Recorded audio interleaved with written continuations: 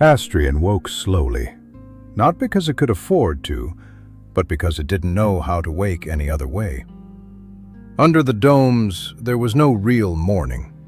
The light turned on in layers, first a diffuse, warm upper glow, an imitation of dawn, then the working light, cold even, without shadows. Time here wasn't measured by clocks.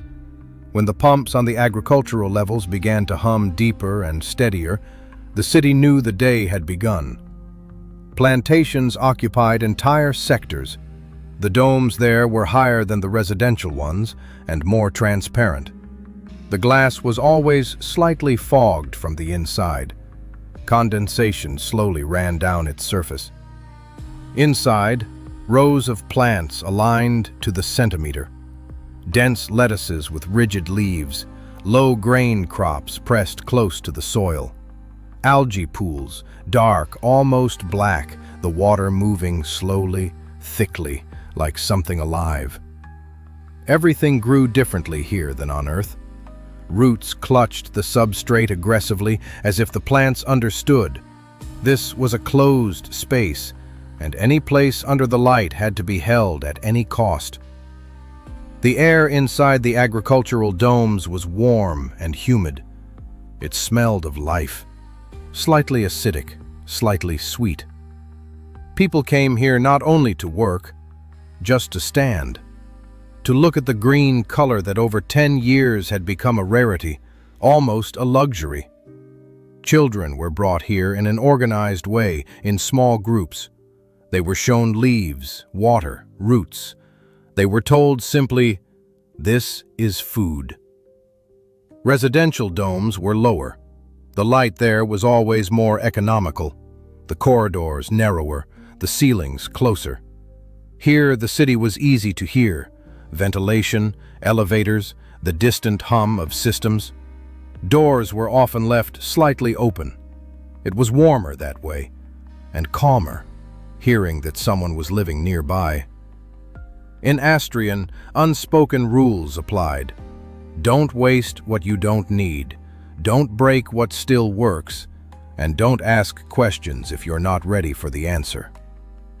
Some began their day on the plantations, checking nutrient flow, light spectrum, temperature. Others went down into the maintenance levels, where the metal was older than most of the people living there. It smelled of dust, oil, and cold. Hands there were almost always scratched. In the control rooms, people sat quietly. On the screens, the city looked like a diagram: lines, numbers, sectors. But when a single line blinked red, the diagram became someone's real problem. 10 years without Earth had taught people not to think about the future, about the next shift, about filters, about pressure, about whether their sector would be shut down at night to save energy. But today the city felt different, tighter, quieter. Everyone knew. The sector council was convening. And there was only one question: to fly further or not? Some said the risk was too great. Others said that without movement, the city was simply wearing itself out. On the outskirts of Astrian stood an old dome from the early years, low, thick, almost opaque. Inside, everything was assembled from different eras: old Earth-made panels, Martian blocks built from recycled materials, wires that should not have worked, but did. A man lived there whose calculations everyone used, but whom almost no one ever saw. That day, he came in person. He didn't argue. He simply stated the facts. Astrian survived, but it does not develop. It survives on wear. Systems are aging. Equipment is degrading. Plants have adapted faster than people. If nothing changes, the city will die anyway. Not immediately, but gradually. Flight is a risk, but refusing to move is a guaranteed postponement of the end. And he said one more thing. There are already children here, born on Mars.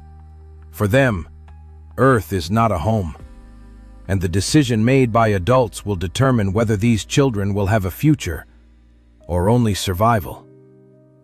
He left. The pumps continued to hum. The lights followed their schedule. People went to their shifts. The question was no longer whether it was risky to fly. The question was whether it was still possible to allow standing still.